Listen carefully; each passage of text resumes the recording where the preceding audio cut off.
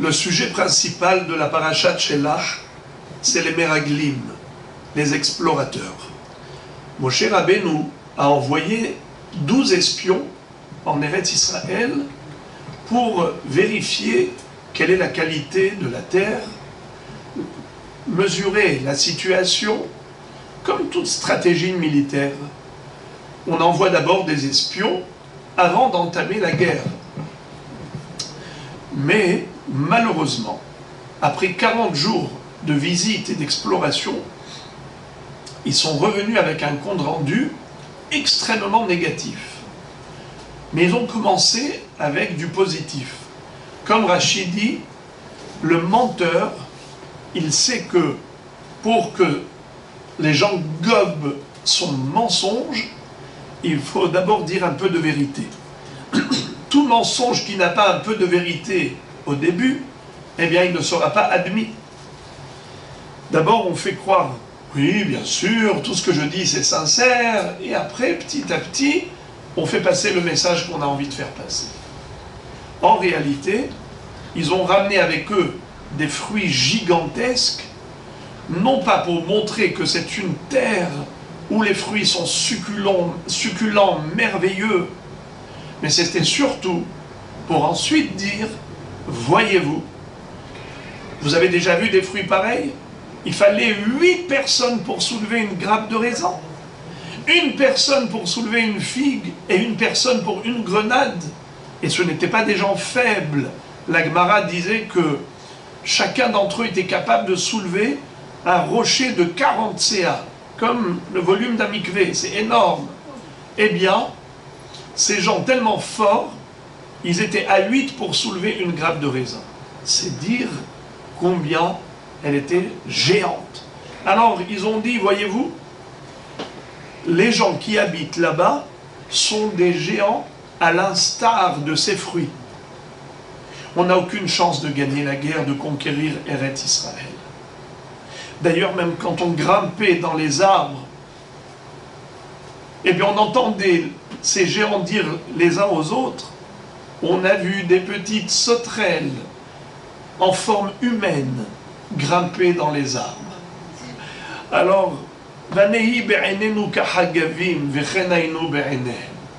pensez-vous qu'on aura la force de pouvoir les vaincre, conquérir Eretz Israël? Aucune chance. C'est comme ça qu'ils ont démoralisé le peuple. Ils ont plongé Am Israël dans un désarroi terrible. C'était la veille de Tisha B'Av, le 8 Av, quand ils sont revenus, et la nuit donc, c'était Tisha B'Av. Tous les bénis Israël pleurent. Les mamans qui tiennent leur bébé dans les bras. Pauvres enfants, vous allez vous faire écraser par les géants. Akadosh Baruch Hu va dire, cette nuit de Tisha B'Av, vous avez pleuré pour rien. Sachez que cette nuit sera fixée pour les générations à venir comme une nuit de pleurs. Vous avez pleuré parce que vous ne vouliez pas Eretz Israël. Vous pleurez désormais en réclamant la reconstruction du Beth Amikdash, en réclamant la venue du Mashiach, en réclamant le retour vers Eretz Israël. Ce ne sont pas des pleurs de sanction, mais de réparation. Des pleurs inutiles, futiles. Eh bien, c'est à Tisha B'Av qu'a eu lieu le drame de la mort de toute cette génération qui est sortie d'Égypte. Car à chaque Tisha B'Av, pendant 40 ans, qui correspondent aux 40 jours de l'exploration des Meraglim en Israël, eh bien pendant chaque année, à Tisha B'Av, ils devaient creuser tous des tombes, où ils y passaient la nuit, et le lendemain on disait, tous les survivants, levez-vous. Il y en avait plus de 15 000 en mois. 40 fois 15 000, ça fait 600 000. Les 600 000 qui sont sortis d'Égypte ne sont pas rentrés en Israël. Ils sont morts dans le désert, et chaque année ça se passait à Tisha B'Av, à la même date. Et les Meraglim eux-mêmes sont morts immédiatement dans une épidémie terrible. Que Baruch Hu leur a fait pousser la langue jusqu'à leur nombril. Et il y avait des insectes, des vers qui sortaient de leur langue, qui rentraient dans leur ventre. Pourquoi? Parce que la langue qu'ils ont mal utilisée, cette langue qui a été utilisée pour faire du Lachon Hara d'Eretz Israël. Comme Chachamim nous disent, quel est le rapport entre Parashat Shelach et Parashat Be'alotra? C'est parce qu'à la fin de Be'alotra, on nous raconte que Myriam, qui avait fait de la médisance de Moshe Rabbeinu, elle a été sanctionnée comment? Eh bien, elle a subi la lèpre. Am Israël a dû attendre 1 semaine pour qu'elle guérisse, pour qu'elle puisse réintégrer le peuple, pour continuer les pérégrinations dans le désert. Eh bien, ils n'ont pas tiré une leçon. Ils n'ont pas pris de la graine de comprendre que celui qui fait du Lachon Hara payera très cher. Eh bien, cette langue des Meraglim, qui a été mal utilisée pour dire du mal d'Eretz Israël, elle a été rallongée. Ils sont morts dans cette mort terrible, Mita Meshuna.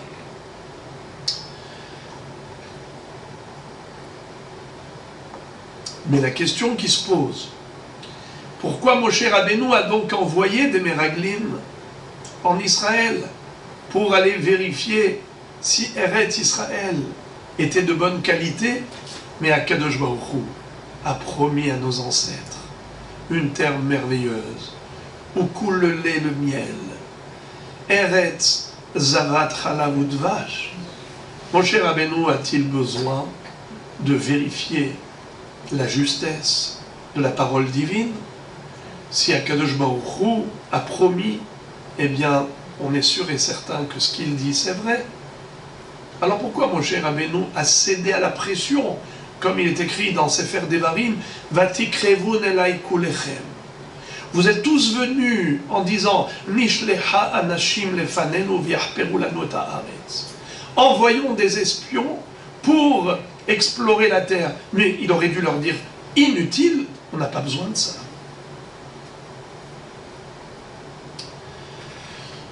Eh bien, le Midrash nous raconte qu'ils ont trouvé un argument convaincant. Et c'est là que Moshe Rabbeinu a cédé. Ils lui ont dit, les Kenaanim, les Émoriim, ont entendu que nous, en Israël, en sortant d'Égypte, on se dirige vers Eretz Kenaan pour prendre possession de cette terre. Car Dieu a envoyé les Kenaanim. Vous savez qui était Kenaan? C'était le fils de Ham, fils de Noach, qui avait été maudit par Noach. Quand il s'était réveillé, qu'il a vu ce que Kenaan avait poussé son père Ham à faire, de le castrer, il a dit « Arur Kenaan eved avadim yelecha » Maudit soit Kenaan, ce sera l'esclave de ses frères. C'est qui le frère? Shem.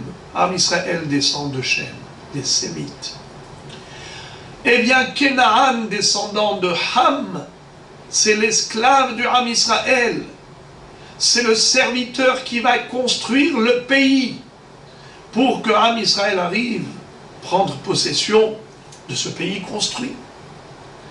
Mais Akadosh Baruch Hu nous a promis Batim meleim kol tuv asher lo banita, des maisons pleines de richesses que tu n'as pas construites. Tu es venu mettre les pieds sous la table, toi, Am Israël. Kenaan va construire. Ces peuples-là vont t'enrichir. Tu viendras trouver une terre pleine de richesses, toute prête. Mais nous craignons. Regardez ce que Israël va dire à Moshe. Nous craignons une chose. C'est que ces peuples, ces nations qui habitent Eretz Kenaan, en entendant que nous arrivons pour hériter de cette terre, ils ne voudront pas que nous jouissions des fruits de leur labeur. Qu'est-ce qu'ils vont faire? Ils vont cacher tous les trésors dans des souterrains. Ils vont enfouir dans la terre toute cette richesse. Et nous risquons de venir et de trouver une terre vide, une terre chaotique. Et finalement, la promesse divine s'avérera nulle. On ne veut pas que la promesse d'Akadosh Baruch Hu soit annulée. Alors on a tout intérêt à envoyer des explorateurs afin qu'ils aillent faire un tour d'horizon et qu'ils voient où est-ce que les Kenaanim et Moriim vont cacher les trésors, afin que lorsque nous arrivions, que nous puissions prendre possession de toute cette richesse qu'Hachem nous a promis. Alors Moshe Rabbeinu, en entendant que l'objectif d'Israël était noble, leur volonté c'était juste de permettre à la promesse divine de se réaliser, alors il est tombé dans leur piège. C'est comme ça que dit le Midrash, Nilkad Moshe Beyadam. Et le passouk cité par le Midrash est incroyable. C'est un passouk dans Tehilim. Vayasimu belohim kislam.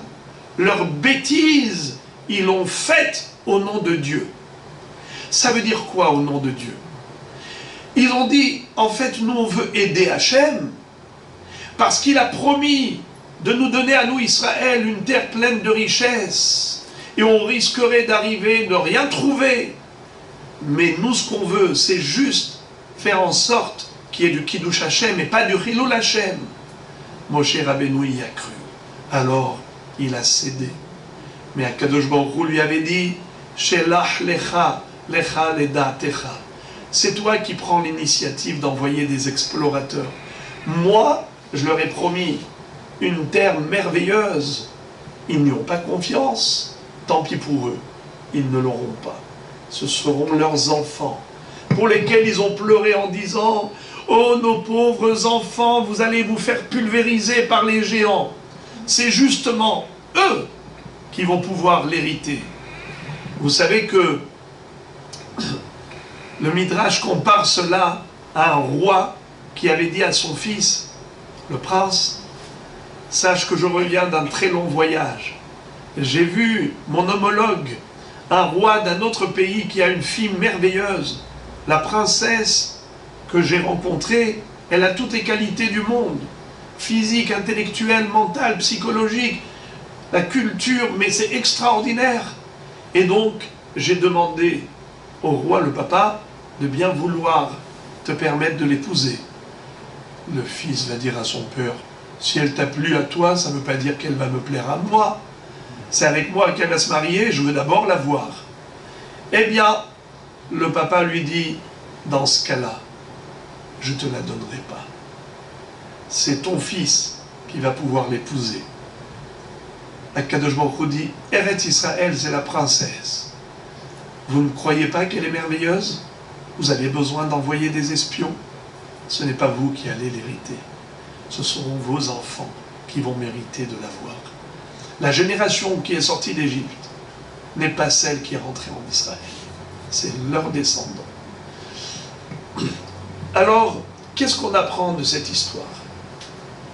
Que parfois, malheureusement, le Yetzer Hara arrive à nous piéger comment? Quand il ne nous demande pas de faire du mal. Il arrive à déguiser le mal dans une forme de bien. Le négatif, il nous le fait faire avec des objectifs positifs. Exactement comme l'histoire également, dans cette paracha de Shelah, du Mekoshesh. Vous savez qu'est-ce que c'est que le Mekoshesh? Eh bien, il est raconté dans cette paracha que malheureusement, ils ont trouvé un juif qui a profané le Shabbat. Vaimtseu ish Mekoshesh etzim beyom ha-Shabbat. Et la Gemara nous cite 3 opinions pour expliquer qu'est-ce qu'il a fait de mal. Selon une première opinion, il a coupé du bois pendant Shabbat. C'est assour, c'est la mélacha que l'on appelle kotser, moissonner. Selon un deuxième avis, il aurait entassé le bois. Vendredi, il avait coupé, et pendant Shabbat, il a entassé. Vous savez quelle est l'interdiction d'entasser des fruits dans le champ? Ça s'appelle me'amer. Faire des romarim, des tas, interdit pendant Shabbat.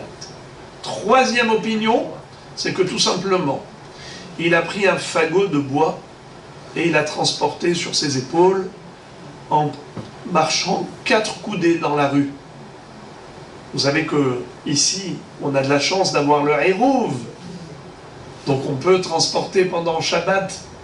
Mais par exemple, en dehors d'Israël, quand vous allez à Paris, surtout ne transportez rien Shabbat à l'extérieur.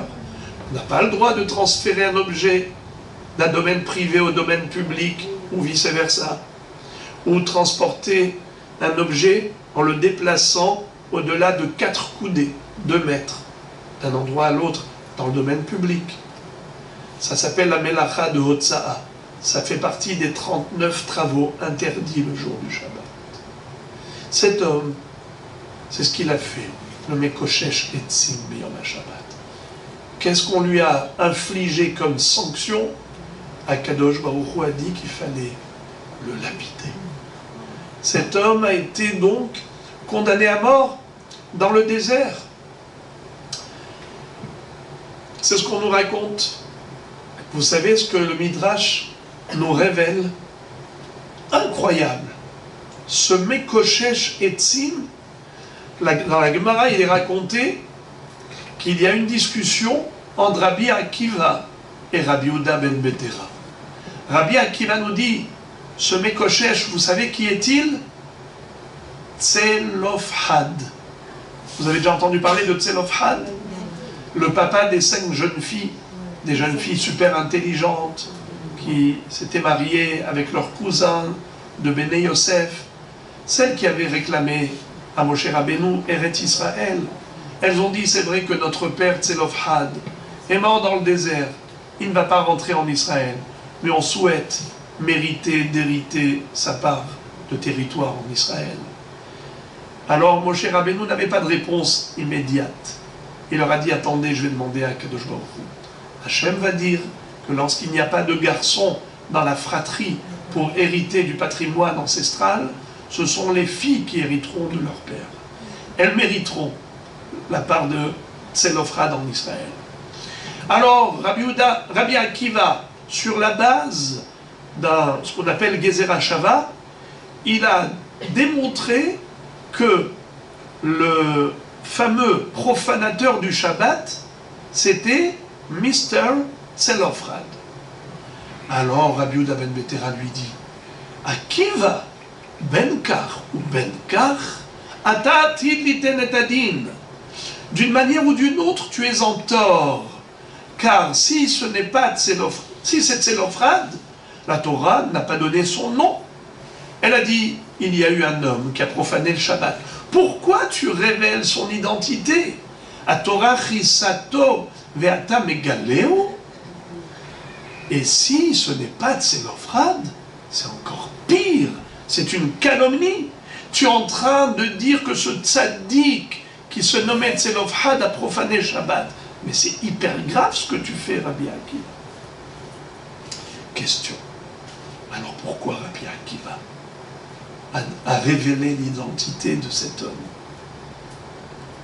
Car le Midrash nous dit que ce Mekoshesh, ce fameux profanateur du Shabbat, pourquoi il a fait ça?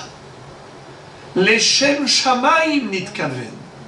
Il avait une kavana, Leshem Shamaim. C'était pour l'amour du ciel.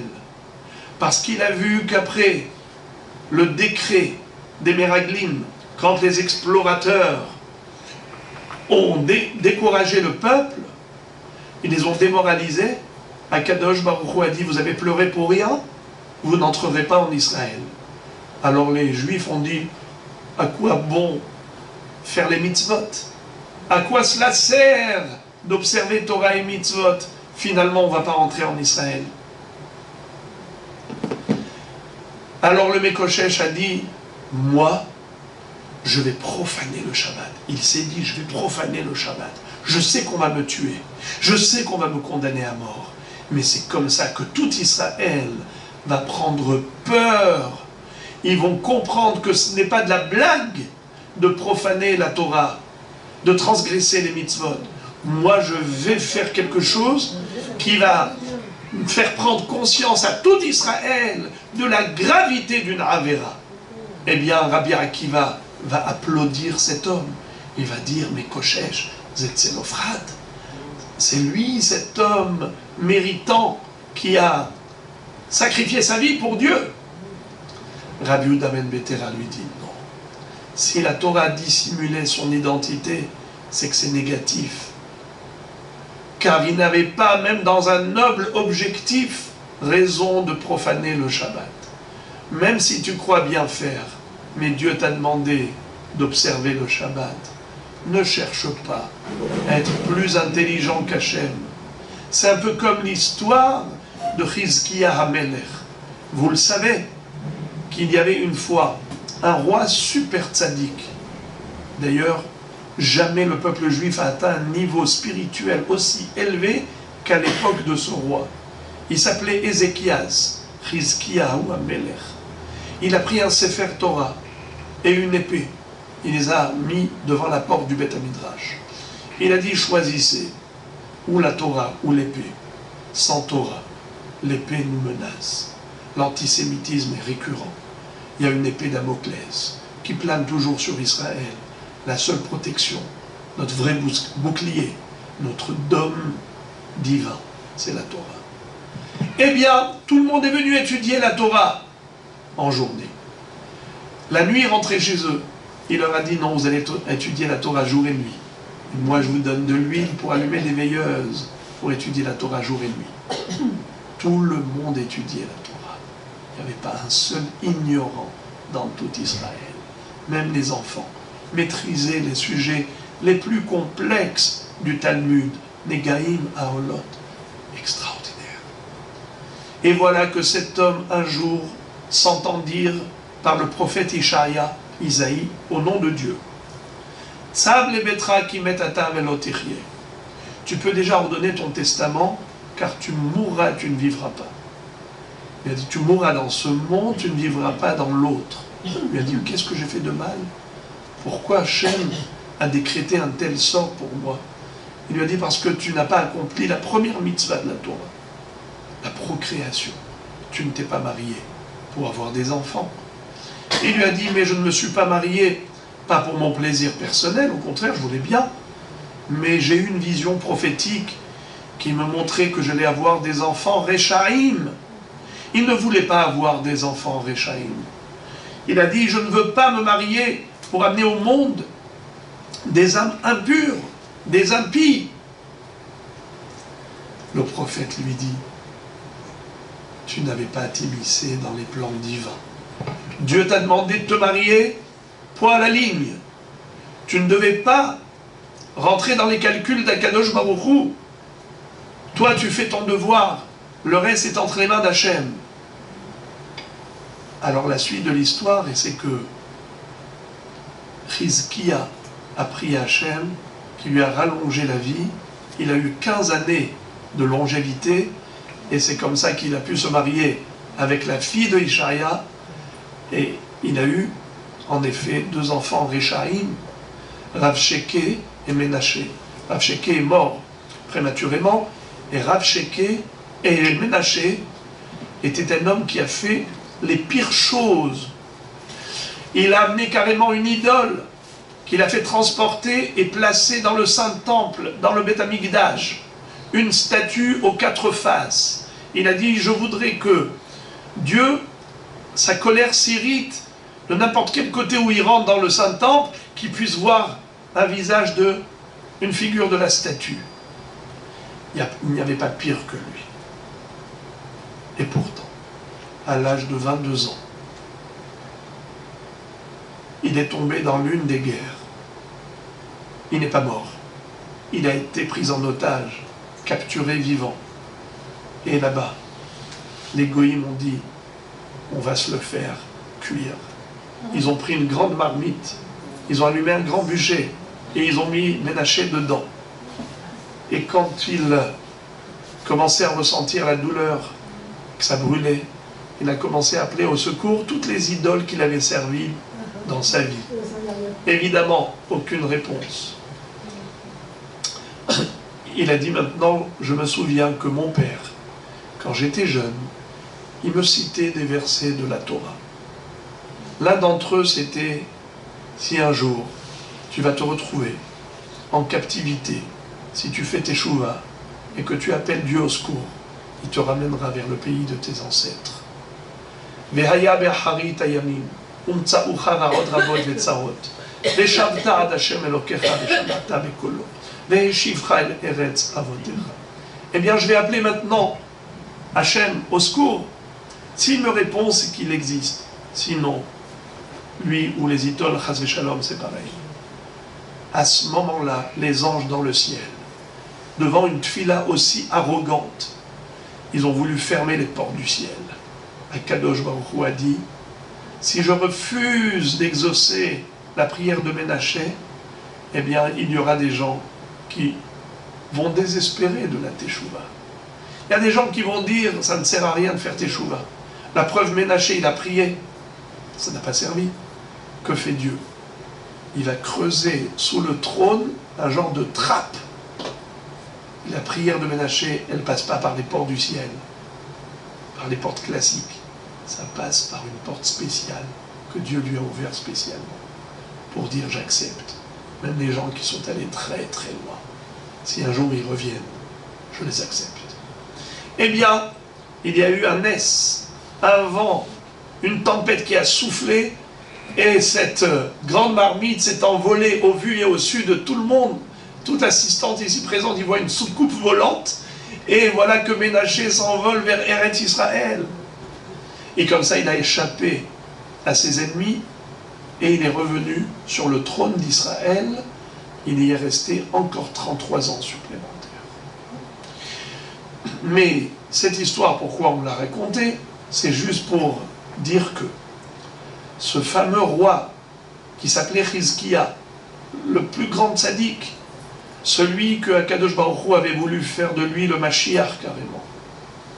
Il était Mashiach ben David, il était la descendance de David Améler. Et ce roi-là, il se voit condamné à mort parce qu'il ne s'est pas marié. Ah bon? Quelqu'un qui n'accomplit pas une mitzvah, il perd le Olam Hazé et le Olam Haba? Il perd les deux mondes? Incompréhensible. Il y a des sanctions relatives à chaque Avera, mais on n'a jamais entendu que quelqu'un qui ne fait pas une mitzvah, il perd les deux mondes, il perd tous ses mérites. Pourquoi? Réponse, nous dit le Rav Chaim Shmulevitz. C'est par rapport à la raison qu'il a donnée. Quand le prophète Ishaïa lui avait dit « Mais pourquoi tu ne t'es pas marié ?» Il a dit « Parce que j'avais vu dans une vision prophétique que j'allais avoir des enfants Réchaïm, j'ai décidé de ne pas me marier. » Ça veut dire que les 612 autres mitzvot, à part la mitzvah de procréation, tu ne les as pas accomplis parce que Dieu a demandé, mais parce que toi tu as décidé de les faire. Ça veut dire que tu n'es pas serviteur de Dieu, tu es serviteur de ton intelligence, de ta logique. Toi, tu prends l'initiative d'accomplir les mitzvot, et toi, tu prends l'initiative de retrancher celles que tu juges nécessaires de retrancher. Donc, tu n'es plus serviteur d'Hachem, tu es serviteur de toi-même. Eh bien, il a tout perdu, tous ses mérites. Ensuite, quand il a fait Teshuvah, il a tout récupéré. Donc on a compris que le Yetzer Hara, parfois, il se sert d'objectifs nobles pour justifier les moyens négatifs. La fin ne justifie pas les moyens. On comprend également, grâce à cela, un autre épisode de cette paracha. Vous savez que parmi les 12 Meraglim, il y en a 2 qui sont restés tzadikim. Lesquels? Kalev et Yefuné. Kalev, pardon, et Yoshua. Kalev ben Yefuné et Yoshua ben Nun. Kalev ben Yefuné, on sait pourquoi. Il a été pèleriné dans le caveau des patriarches.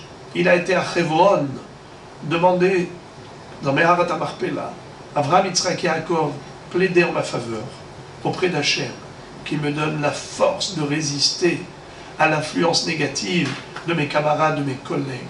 J'ai très peur de me laisser entraîner par eux. Akadosh Baruch Hu lui a donné cette force de résistance. D'ailleurs, il va même lui offrir la ville de Hebron comme territoire en Israël plus tard. Mais Yehoshua bin Nun, Lui, par quelle force il a résisté? Eh bien, il était accompagné de la bénédiction de Moshe Rabbeinu. Car au début, il s'appelait Hosheya.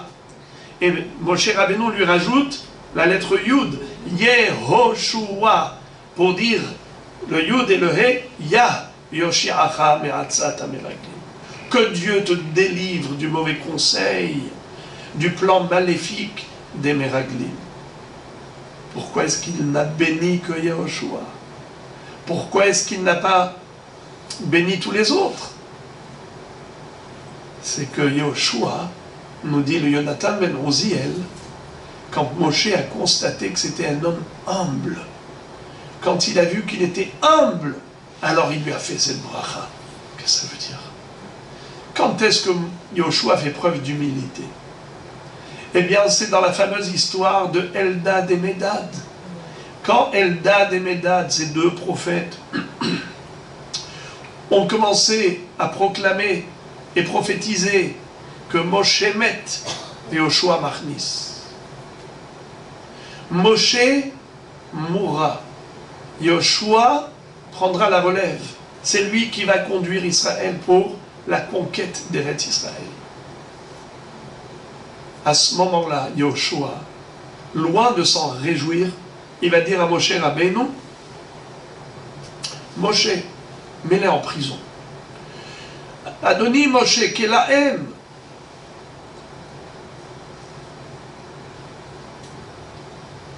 Moshe Rabbeinu a constaté que Yehoshua, au lieu de s'en réjouir, de dire « Ah, superbe, je vais prendre la place de Moshe Rabbeinu !»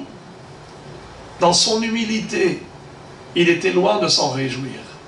Il préférait renoncer à cette succession, juste que Moshe Rabbeinu reste vivant. Alors il s'est dit, imagine-toi maintenant que Yehoshua bin Nun aille avec qui? Avec les Meraglim, pour dire du mal d'Eretz Israël, pour dissuader Israël d'entrer en Eretz Kenaan. Pourquoi? Parce que tant qu'on est dans le désert, Moshe Rabbeinu est en vie. Mais dès qu'on va rentrer en Israël, on va perdre notre maître. Et Yehoshua, comme il est anav, comme il est humble, il ne veut pas prendre la place de Moshe. Alors il risquerait de se joindre à ses collègues pour cette raison-là, de garder Moshe Rabbeinu vivant, par son humilité. Alors Moshe Rabbeinu a dit, Yehoshua est en danger plus que tous les autres. Car lui peut croire que ce qu'il va faire, c'est bien de parler du mal d'Eretz Israël, pour ne pas rentrer en Israël, pour garder Moshe Rabbeinu survivant, vivant avec nous.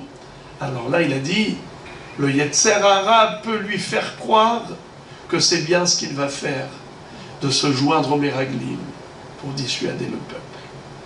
C'est pour cela que lui, il a besoin d'une bracha supplémentaire. Lui, il a besoin d'une bracha plus que tous les autres, car les autres, ils savent qu'ils font mal, mais lui, il ne le sait pas. Lui, il va croire qu'il fait bien de garder Moshe Rabbeinu vivant et dire du mal d'Eretz Israël. Entre parenthèses, pour les gens qui aiment les lettres, Eldad ou Medad, mitnabeim bamachane. En hébreu, que veut dire mitnabeim? Il prophétisait. Mitnabeim. N'est-ce pas? Regardez ces lettres, ce mot-là, comment on l'écrit? Mem, Tav, Bet, Aleph, Yud, Mem. N'est-ce pas? Mitnabeim. Regardez le Mem. Mem, c'est Moshe. La lettre, première lettre de Moshe. Tav, Tanuah. Et Nun, Nafsho. Bet, Began. Aleph, Elohim. Yud, Yehoshua. Mem, Machnis. Moshe, Tanuah, Nafsho, Began, Elohim. Yehoshua, Machnis. Mitnabeim. La prophétie de Eldad et Medad, c'était Mitnabeim Bamachane. Mitnabeim, ça veut dire Moshe, son âme, va rejoindre le au-delà dans le paradis, et c'est Yehoshua qui va faire entrer Israël en Israël. Donc, Yehoshua n'était pas content que Moshe quitte ce monde. Eh bien, il risquait de se joindre au Meraglim. D'ailleurs, le Sfat Emet nous dit que même les Meraglim avaient une raison positive. Le Yoshua nous dit que c'est qu'ils n'avaient pas envie de perdre leur place, celle qu'ils avaient dans le désert, en entrant en Israël, pour ne pas quitter leur poste. Ils étaient Sareh Hamishim, c'était des chefs de cinquantaine. Dans le désert, il y avait la pyramide, chef de dizaines, chef de cinquantaine, chef de centaines, chef de milliers, et ensuite Moshe Rabbeinu. Eux, ils avaient un poste, ils n'avaient pas envie de perdre ce poste. Mais le Sfat Emet dit qu'ils avaient un objectif aussi très noble. Lequel? Ils ont dit, dans le désert, on est avec Dieu. On a la manne qui tombe du ciel, on a les nuées de gloire qui nous entourent, le rocher de Myriam qui nous accompagne, on a le Mishkan au centre, on a la Shekhinah parmi nous. Mais c'est dommage d'entrer en Israël. On va commencer à devenir des matérialistes, on va commencer à labourer la terre, à cultiver, et notre tête, elle sera dans la Parnassa, au lieu d'avoir la tête dans la Torah. Il vaut mieux qu'on reste des êtres spirituels dans le désert plutôt que des êtres matérialistes en Israël. Donc c'était encore un argument entre guillemets positif. Mais c'est ça ce que Akadosh Baruch Hu déplore.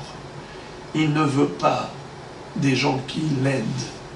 Comme j'ai dit une fois, la mouche qui est derrière le TGV, on lui a dit « Qu'est-ce que tu fais là ?» Il dit « Je suis en train d'aider le chauffeur. Lui, il tire de devant et moi, je pousse par derrière. » Ça veut dire que tu veux aider Dieu. Petite mouche n'a pas besoin d'aider le Créateur.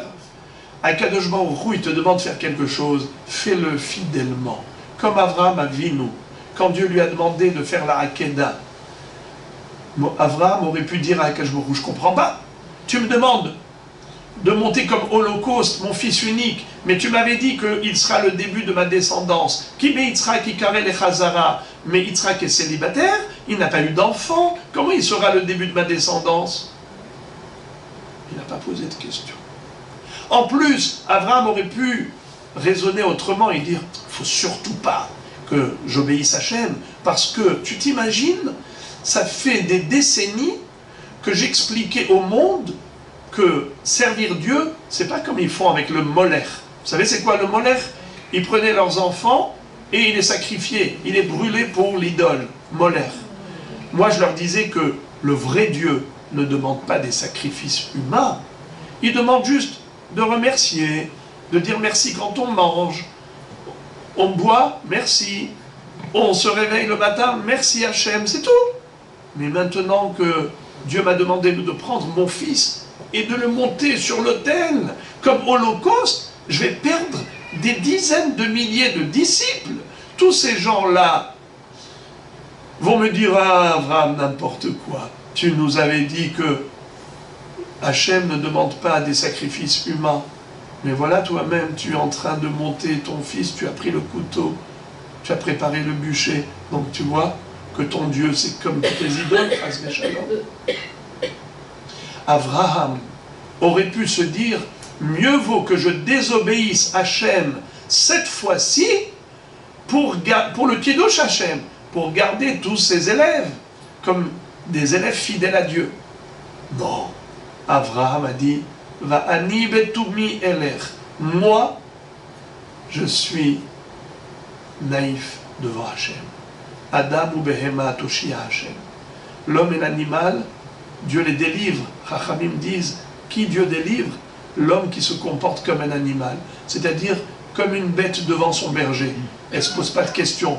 Le berger dit à droite, à gauche, à gauche. On ne se pose pas de questions. Dieu a demandé, aussitôt dit, aussitôt fait. Son désir est un ordre. Abraham Avinu, il ne comprend pas. Mais ce n'est pas pour cela qu'il ne va pas s'exécuter. Il s'exécute comme un fidèle serviteur devant son maître. Eh bien, Moraï Verabotaï, on a rappelé le beau midrash par rapport à David Amelech. David Amelech disait, dans la Torah, il y a des lois qu'on comprend, et il y a des lois qu'on ne comprend pas. Ça s'appelle les Hukim, Zot Hukat à Torah, comme la vache rousse. Même Shlomo Amelech a dit, j'arrive pas à percer le secret de la vache rousse. Elle rend pur ce qui était impur, elle rend impur ce qui était pur. Je n'arrive pas à comprendre. L'homme le plus intelligent du monde, il a compris la raison de toutes les mitzvot, sauf celle-là. Eh bien, pourquoi Dieu nous a donné des mitzvot imperceptibles, impénétrables, incompréhensibles? Pourquoi? Pour tester notre fidélité. Voir si on est capable d'effacer l'intelligence humaine devant l'intelligence divine. David Ameller disait, quand je subissais des épreuves douloureuses, eh bien je me calmais, je me tranquillisais grâce au chukim de la Torah. Zemirot hayuli chukecha, bevet megurai. Tes chukim, tes lois implacables, dont on ne comprend pas la logique, c'était pour moi un apaisement. Bevet megurai. Megurai, ça veut dire dans les endroits où j'avais peur, les lieux dans lesquels je me cachais pour fuir Shaoul et ainsi de suite. Tous mes prédateurs me poursuivaient pour me tuer. Et quand je me cachais, qu'est-ce qui me calmait? C'était les chukim de la Torah. C'était mes berceuses, des mélodies tranquillisantes. En quoi les chukim tranquillisaient David? En fait, David Ameller disait, généralement l'être humain, il se croit très intelligent. Il croit tout comprendre. Mais nous, en Israël, on a beau être intelligent, avec tous les prix Nobel, avec tout le high-tech, avec toute la technologie à la pointe de la science et ainsi de suite, mais pour l'accomplissement des mitzvot, on est prêt à effacer totalement notre logique. Dieu nous demande de faire des choses qu'on comprenne ou pas, on s'exécute. Eh bien, David Ameller disait, je me suis entraîné par ces exercices qui s'appellent Hukim. Si j'accomplis les mitzvot même sans comprendre, ça veut dire que j'ai compris que je ne peux pas tout comprendre. Et c'est là qu'on a tout compris. C'est lorsque l'être humain comprend que la décision divine, c'est la décision suprême. La preuve, c'est qu'on a compris, on accomplit des mitzvot, même si on n'a pas compris. Eh bien, même quand on a dans la vie des situations qu'on ne comprend pas, c'est pas qu'on a des réponses, mais on n'a pas de questions. On sait qu'Akadosh Baruch Hu, tout ce qu'il fait, c'est pour le bien. On est trop petit, on est infiniment petit devant l'infiniment grand. Donc on ne peut pas percevoir la perception divine. Parce que Akadosh Baruch Hu, sa vision, elle s'étend sur la durée de l'infini, de l'éternité. Alors que nous, on est limité. Donc on ne voit pas plus loin que le bout de notre nez, comme on dit. Ça veut dire qu'on ne peut pas savoir comment autant de situations, parfois difficiles, peuvent être à l'origine d'autant de bonheur que Akadosh Baruch Hu réserve au Ham Israël à l'échelle nationale, comme chaque personne à l'échelle individuelle. Mais on sait une chose, Gamzo Letova. D'ailleurs, ça c'est la vision optimiste, qui est contraire à la vision pessimiste. Quand vous voyez les Meraglim, les explorateurs, il y en a 10 et 2. Les 12 espions, les 12 Meraglim. Vous avez les 10 qui reviennent avec des fruits merveilleux et qui commencent à dire « Oh là là ! Comme ces fruits sont gigantesques, ce peuple, c'est un peuple de géants. On n'a aucune chance de gagner. » D'ailleurs, quand ils étaient là-bas, il n'y avait que des enterrements. Et ils ont dit, c'est une terre qui engloutit ses habitants. Qu'est-ce que Akadosh Baruch Hu va dire? Moi, j'ai fait ça pour vous protéger. Pour pas qu'ils s'aperçoivent de votre présence, qu'ils vous fassent du mal, qu'ils soient occupés, préoccupés par ces enterrements. Alors vous transformez le bien en mal. Qu'est-ce que disent Yoshua et Kalev? Regardez ces beaux fruits de folie. Où est-ce qu'on trouve des fruits pareils? Nulle part. Eretz Zavatra Lavudvash. Et qui sont ces géants devant Akadosh Baruch Hu? 3 fois rien. Celui qui nous a fait sortir d'Égypte miraculeusement. C'est lui qui pourra nous faire entrer en Eretz Israël tranquillement. Ça, c'est le rouspéteur, le râleur et l'optimiste. Pour la même chose, la même situation, hein, comment il raconte, quelqu'un qui pleurait dans la station de bus, le chauffeur a eu pitié, il lui dit « Qu'est-ce qui se passe? Pourquoi tu pleures ?» Il lui dit « Parce que j'ai pas d'argent pour monter dans le bus. » Il dit « Bon, allez, c'est pas grave, vas-y, monte. » Alors après, il doit encore pleurer. Il lui dit « Pourquoi tu pleures ?» Il lui a dit « Parce que je suis debout, il n'y a pas où m'asseoir. » Alors il a demandé à quelqu'un « Ça ne te dérange pas, tu es jeune. Personne âgée, laisse-le s'asseoir. » Alors il s'est assis. Il pleure encore. Le chauffeur lui dit « Pourquoi tu pleures ?» Il a dit « Parce que j'ai vu qu'à tout le monde tu rends la monnaie, à moi tu ne m'as pas donné d'argent. » Ça veut dire que le rouspéteur, eh bien il trouvera toujours la petite bête pour râler. Ça veut dire dans la vie, comme on a dit, hacham, hacham, c'est les initiales de 3 mots. Hatsi, kos, malé. La moitié du verre est plein. Il y en a qui vont te dire la moitié est vide. Sur quoi tu te focalises? Regardez Rabotaï, la chance qui est la nôtre. Si tu racontais autrefois des gens qu'on pouvait mettre du linge dans une machine, tu appuies sur un bouton et ça lave. Et après tu mets dans une machine et ça sèche.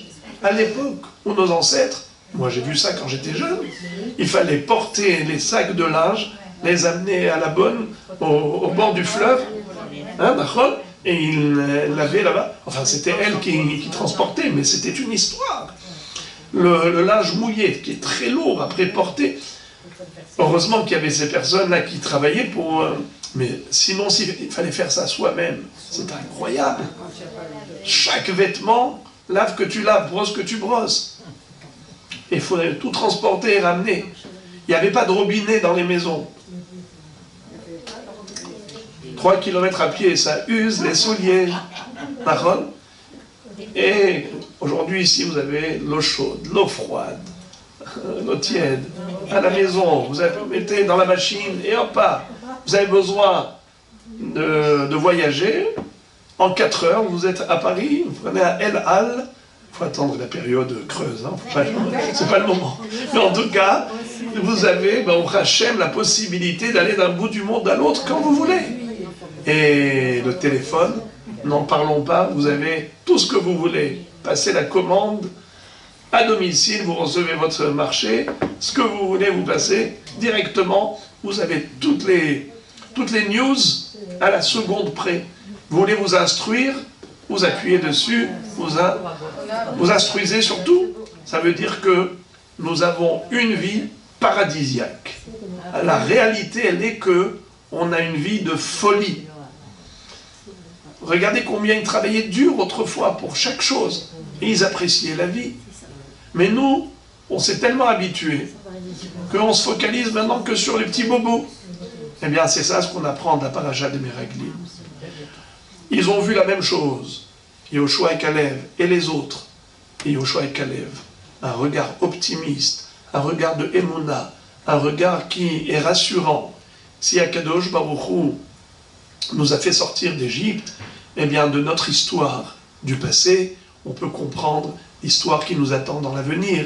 Akadosh Baruch Hu a promis tellement de belles choses, tellement de prophéties merveilleuses. Nous dit Rabbeinu Saadia Gaon, la sortie d'Égypte, elle est basée sur 2 mots. Hachem avait promis à Abraham. Il lui a dit, à l'issue de ces 400 ans d'exil, Vegam et agoy asher ya'avodu dan anochi ve'achavechen yetz'u bichush gadol. Ce peuple-là qui aura asservi Israël, je le jugerai. Dan anochi, je le jugerai. Eh bien, pour ces 2 mots-là, ils ont subi les 10 plaies, la noyade dans la mer Rouge, et après ils sont sortis avec un grand butin. Alors ça, c'est que pour 2 mots. Il dit, toutes les prophéties de promesses de bonheur qu'un Kadosh Baruch Hu a fait écrire par tous nos prophètes, 48 prophètes et 7 prophétesses, tout cela est encore dans la réserve des trésors d'Akadosh Baruch Hu. Alors imaginons qu'est-ce que Akadosh Baruch Hu prépare comme osher, comme bonheur au moment de la Géoula, mais Karov Biamenu, que nous puissions vivre ces beaux moments très prochains.